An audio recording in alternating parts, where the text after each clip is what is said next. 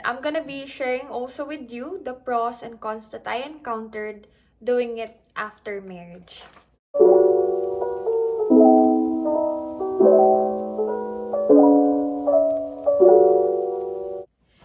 Hi everyone! So for today's video, I'm gonna be sharing with you how I got my social security number or SSN. And some people decide to do it before getting married, and some people decide to do it after getting married on a K1 visa. In my case, I did it after getting married, and I'm gonna be sharing also with you the pros and cons that I encountered doing it after marriage. So, we got married last September 2022, and the next day we decided to apply for my SSN or Social Security number. So we searched for the nearest Social Security office, and then brought some documents like my passport, my I-94, my birth certificate, and also our marriage certificate. So we got there around 3 p.m. and there is a kiosk there that you have to fill up, like what is the reason for you to be on the office. So I filled up that this is my first application for social security number, and then stuffs like that, and they will give you a receipt, and then you just have to wait for your number to be called. And then my turn. So on my turn, so I just presented the documents that I prepared and give it to the officer or the employee, and then she reviewed the details. And then from what I remember, she asked for my parents' name, for my dad's name and my mom's name, and as well as the details about me, my name, my birthday, now our address, and then just like the basic details about me. And then she made me swear that I am telling the truth and all of the details are correct. And then at first, she is kind of a bit confused on the process since I'm on a K1 visa. She is not really familiar on how to do things. So she have to ask the other employee in there on how to process it. And then they figured it out, and yeah, after that, everything is good. So they give me this receipt. It's on a bond paper, and that's saying that this is a receipt to show that you applied for a social security card. You should have your card in about 2 weeks.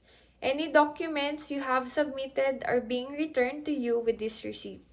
You can use your social security card for work only if you have authorization from the Department of Homeland Security. So even though you have social security number, you can't work since you have to apply for work authorization. So if you do not receive your social security card within 2 weeks, please contact us and have this receipt available. To protect your privacy, we will not provide the social security number over the telephone. So the employee there told me that I should have my social security on mail within 2 weeks. From my case, I waited 10 days for me to receive my social security number, and it's already on my married name. So that's for getting the social security number. It was easy, and they will just give the documents back on the day that you applied for your social security. And I will be sharing with you the pros and cons that I encountered.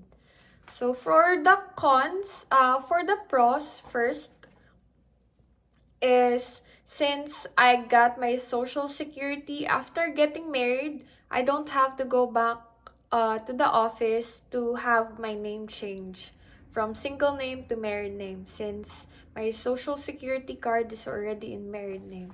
And for the cons that I encountered is like applying for joint accounts in Chase Bank. So they are not allowing me to have a joint account with my husband. So from Chase Bank, they are not allowing me to have a joint account with my husband since my passport, which is my primary ID, doesn't match my social security number or social security card. So that's one of the cons that I encountered. So if you have your social security on your single name and your passport on your single name, you can have the Chase Bank. But on Chase, they said that they don't want a trail, even though we have a marriage certificate. They said they don't want a trail. They want it to be the same exact as from my passport to my social security name. So that's one of the cons that I encountered. For the other bank that my husband has, they allowed us to have a joint account on my married name. And they just check for my passport, for my birth certificate, and also for the marriage certificate. So I think that's it. And everything's good.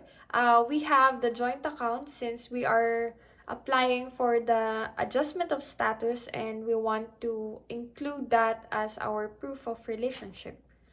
So that's it, guys. I hope this video will help you on your process on getting an SSN and have an idea on what should you do on when is the best time to get the social security card, if it's before or after getting married. So that's it, guys. Thank you for watching. Bye.